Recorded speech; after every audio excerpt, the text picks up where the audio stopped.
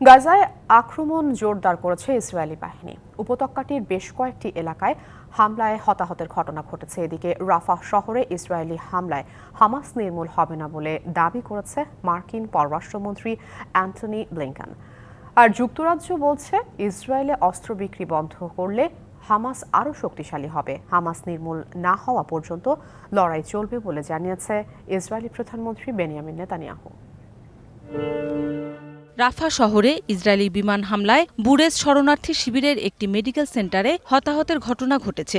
Jabalia শরণার্থী শিবিরে হামলার পর ইসরায়েলি বাহিনীর সঙ্গে ফিলিস্তিনিদের ব্যাপক সংঘর্ষ হয়েছে।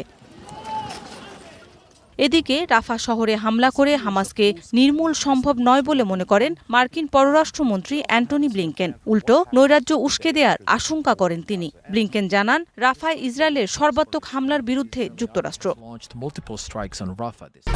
1, 2, 3 ঢাকায় জমি জিতে নিন 100% ক্যাশব্যাক সহ 20 কোটি টাকার পুরস্কার।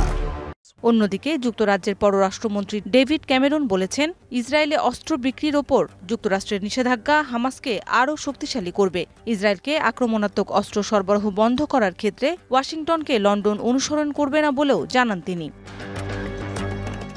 নিজেদের অস্তিত্ব টিকিয়ে রাখতে ও হামাস নির্মূল না হওয়া পর্যন্ত গাজায় আগ্রাসন চলবে বলে হুঁশিয়ারি দিয়েছেন ইসরায়েলের প্রধানমন্ত্রী বেনিয়ামিন নেতানিয়াহু।